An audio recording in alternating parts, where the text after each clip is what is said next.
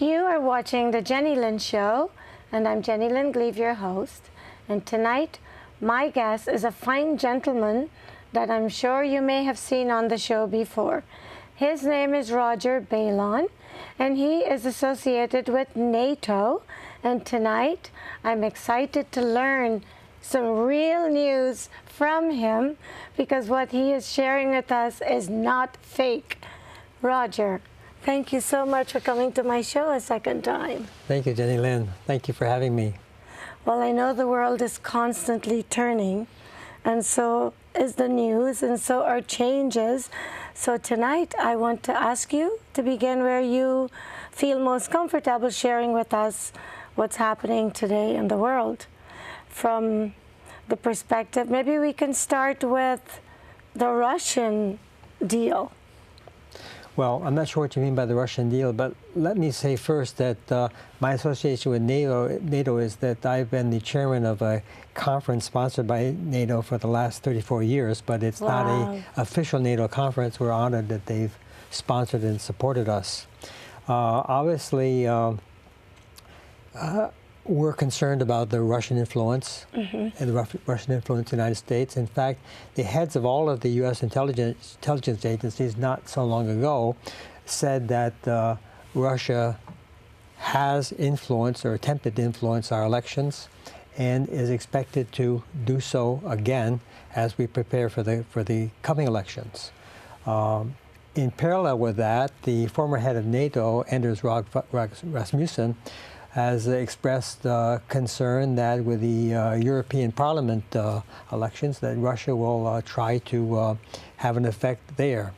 And many people think about Russian intervention as changing the results, which is something that, of course, they want to do, and they want to influence results in favor of candidates favorable to them. But also they're interested in creating divisions within countries, which weaken the countries, and creating divisions among countries, which weaken organizations like NATO or the European Union. And they're just amazingly effective at it. Recently, Facebook released, or at least one of the committees of the U.S. Congress released, I think 3,000 Facebook ads placed by Russia. And it's just unbelievable how credible and sophisticated and convincing they are. And it would be impossible for someone like me to imagine that there was a Russian origin. One of them in particular that struck me the most was a supposed Iraq War homeless veteran with a veteran's hat, and he was holding up a couple of Post-it note on which he had written by hand, "I want you to think about me as a veteran and not as a homeless person." And with Facebook, you can target who receives these ads, and they were sent to people in the Baltimore area where there had been recent riots. And you can imagine how that would create emotions. And so the two things about that are the targeting and also the extreme effectiveness of the ads. So this is a very difficult situation that we're in this country. That you mentioned fake news. This is just a small part of the fake news process that influences so many people. It influences all of us, whether we want to be influenced or not. Well, clearly it's a problem, but I think what's confusing and frustrating for us is we have our FBI and the people in authority working on exposing and hopefully trying to stop some of it. Is that possible? Do you think we'd ever be able to control what they're doing that's affecting our country, especially our elections? Well, first of all, it would not be easy to block that, but also I think we all know that the motivation of the government is not very high. Probably the FBI is motivated and other agencies are motivated, but our president does what he can to minimize sanctions or minimize any activities that would discourage Russia, and is openly attacking the Justice Department and the FBI and intelligence agencies. So were weakened by the lack of support at the highest government levels. And that really matters because if you look at the countries where Russia has tried to have an effect, they haven't been that effective in countries such as France or Germany, where those countries were aware of the threat and took action to mediate the threat or block it. Whereas in countries such as Hungary that are more or less oriented in a direction favorable to Russia and don't really mind having Russian interference because it favors the government. Obviously, the Russian efforts have been more successful. And then some countries have been caught by surprise. For example, it was only after Russian intervention in the Catalonian independence efforts that Spanish newspapers issued a series of reports on Russian intervention there. And so it was long after Russia had played its cards that the Spanish government became aware of the danger. And in addition, Russia has they're not real nice guys. Generally, when they intervene, for example, if you watch crime series, there's usually a modus operandi where criminals have a certain manner of behavior. And it's the same for the Russian agencies. They have a certain way that they operate. They don't just do hacking or cyber influence operations. They do this in combination with money laundering, using money laundering for economic corruption, for political corruption.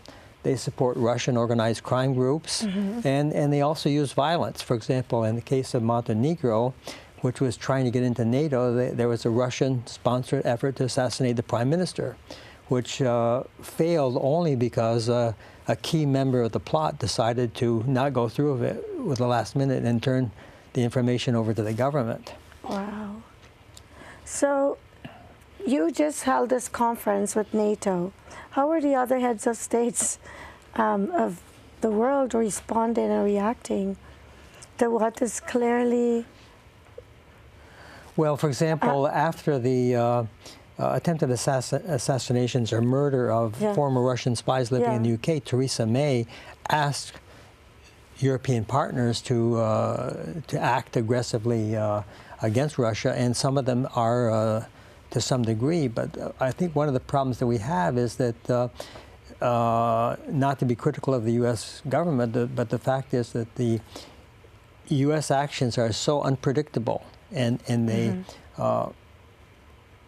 cannot be counted on, that European countries are tending to be concerned that they cannot rely on the United States, and that they're tending to be more open to relationships with Russia and China, which should be adversaries, because of the ability to not be able to count on the United States. As you know, there's things like trade war threats and withdrawal from the Iran peace treaties and so on and so forth.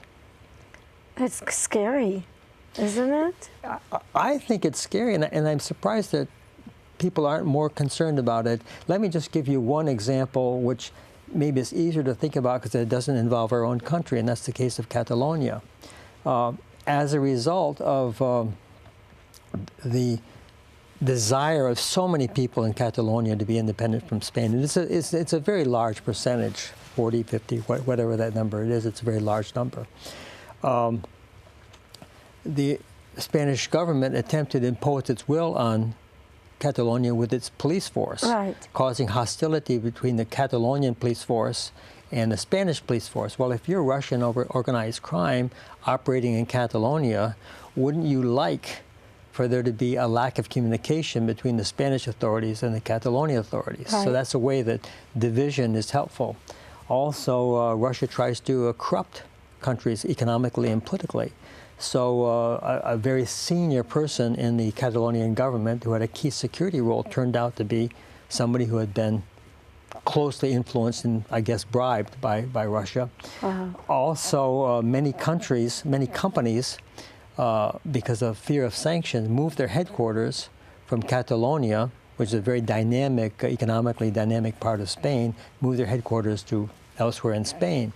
Well, Russia saw that as an opportunity for Russian companies to take their place in Catalonia. Jeez. Also for Russian organized crime groups to be more active there, and also to provide that as a base for money laundering and other operations in Europe that could spread to other parts of Europe. So that's just one example. So they put a lot of energy into finding places where they could go in and victimize. Yes. Because they use people's vulnerabilities to set up their strongholds. Yes.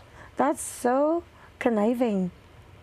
Well, they've been doing it for a very, very long time.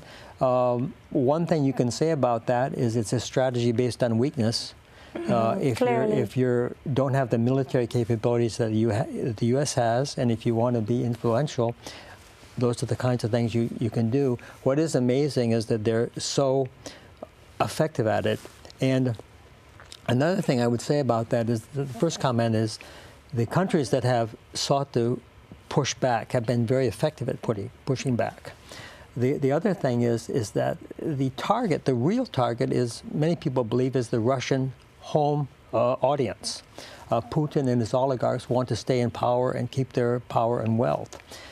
So by showing that the U.S. and the West are divided, that there's hostility towards gays and lesbians, that there's the evangelical church that has different opinions from other parts of the population, that there's political corruption, that there's election corruption. If Putin can show his people that their government is pure, and that they may have problems here and there of election difficulties, but so does the United States. And do you think that's one of their goals? I think that's maybe the number one goal, is to show that I'm the golden boy? You're right, that there may be problems in Russia, but however many problems there are, it's a pure country with a history, with a proud history, and a strong government, and that problems are really worse, and especially morally worse elsewhere. Unbelievable. So, since you've been working with this organization for 28 years? 34 years, yeah. 34 years? Oh, 34 years. Wow. What changes have you noticed over the last, since we have our new, and I'm not trying to lead you either way, but what changes are you noticing in our country with our current leadership? These changes are occurring so rapidly. It's hard for me to make any kind of statement about that, except that I fear that something very, very important is going to happen in the next few months before the midterms, or in the context of the midterm elections. That there'll be a report by Mueller that will be unfavorable to Trump. That Trump will fire Mueller. That there will be a huge Trump-led Republican electoral victory in the midterms, or there could be the opposite, that the Democrats will fail. But it would seem to me highly likely that there will be some very, very dramatic consequences coming in the very near future. My God! So is it correct for me to say a year ago you wrote this book, Global Security in Crisis? Yes, this is the report edited by my partner Weissenger-Baylon, who it's part of a series, and this year's book will be coming out in a few weeks. Okay, because I was going to ask you how much of what's in this book is still credible, if you need to add to it, if you need to take away from it. Is it telling a more positive story, or is the horizon a lot more bleak in the second book?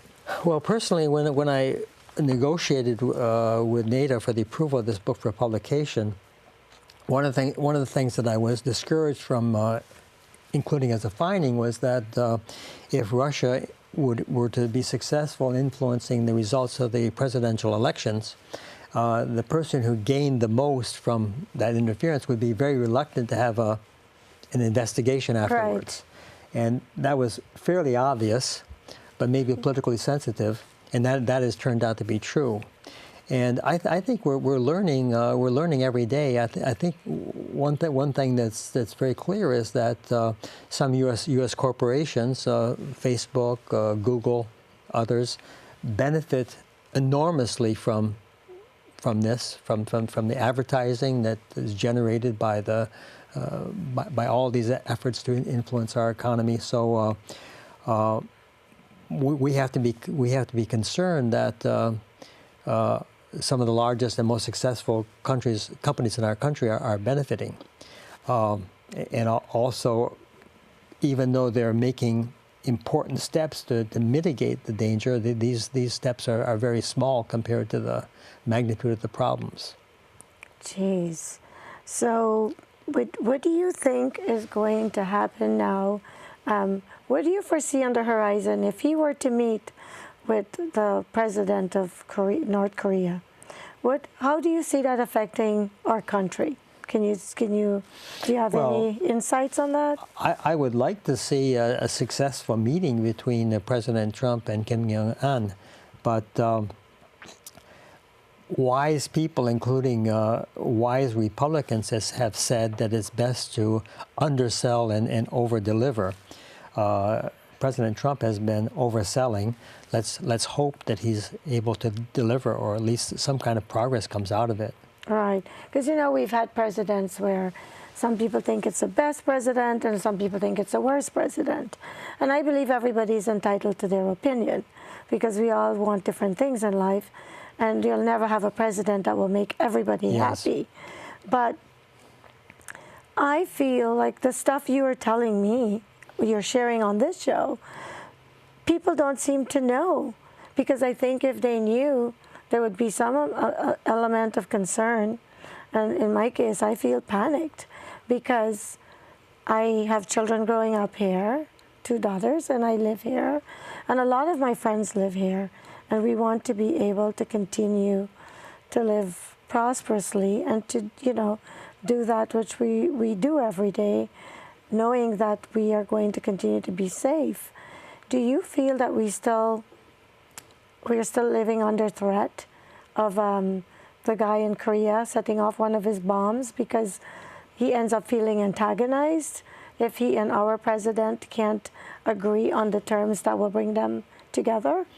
Well, I was very concerned. I think I was over-concerned 4 or 5 months ago, but it does seem that we're now in a hopeful period.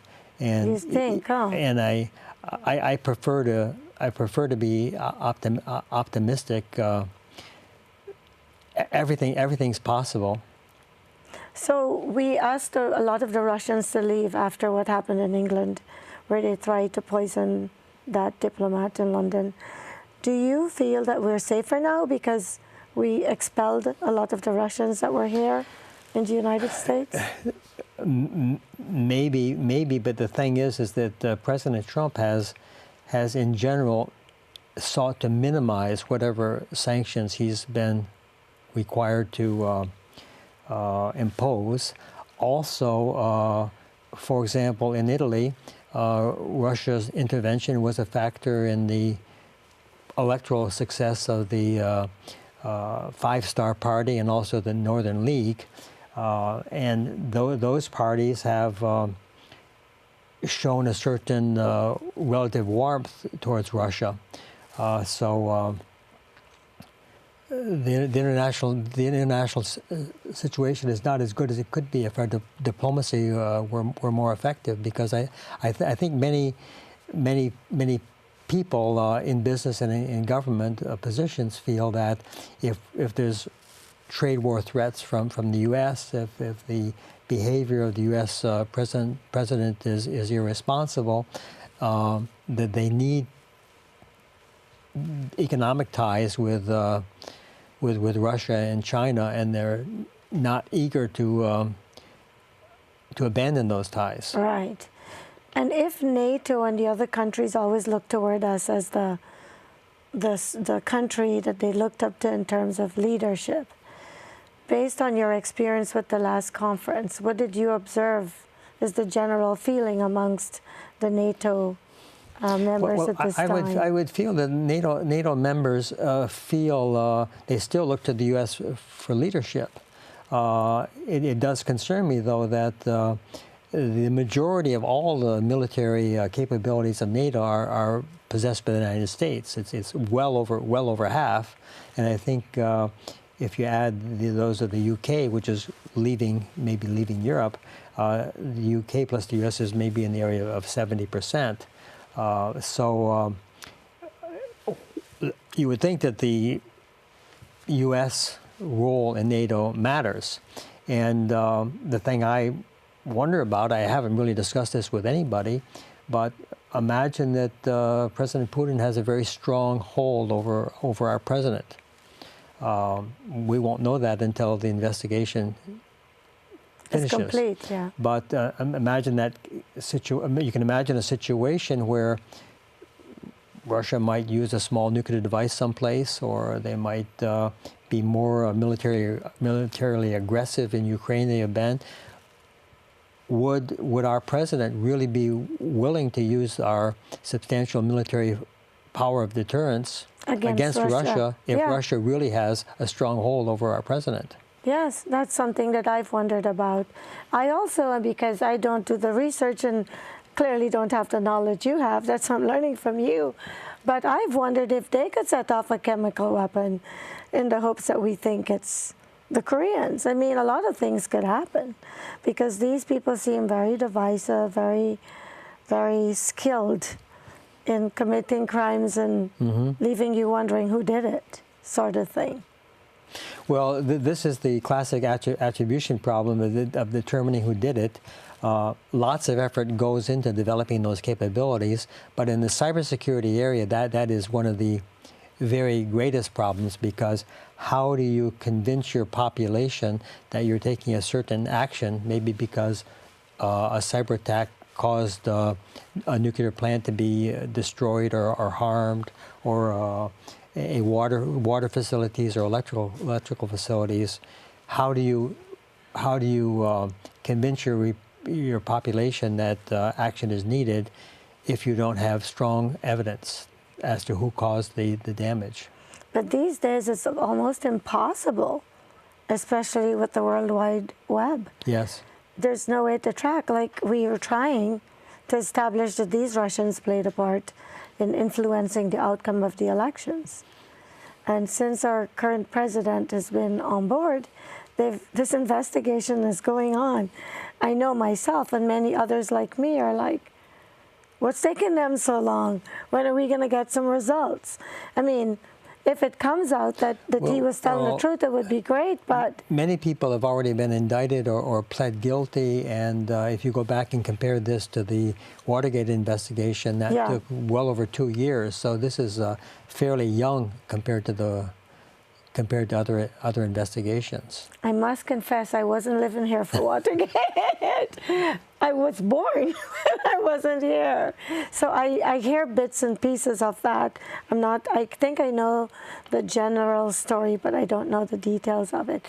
So you think the fact that we haven't had a report doesn't mean that there isn't going to be one that could be what everybody fears, I think, which is they were involved? Well, first of all, a committee of the Senate has issued a report definitively stating that Russia was involved in that election. I didn't hear that. And also the heads of all the U.S. intelligence organizations have previously testified that Russia was involved. So there's no doubt that Russian played a part. Played a part, yes. Well, I used to wonder, personally, I was thinking, well, maybe we were all wrong and there was no involvement, but our president protests so much, and like Shakespeare said, thou dost protest too much. It makes you curious, like, why are you behaving like this if you have nothing to hide? So we'll just have to wait and see. What do you think people in America need to be most concerned about now, based on your knowledge and your expertise? Well, I'm not sure that I have knowledge or expertise, but there is a real problem of division in the country. Right. And it's never been so great. So I think trying to find ways to understand the points of view of of our friends and associated. As you know, many families are really split, where members of families hardly talk to each other because they have different political views. I don't think it's ever been that extreme.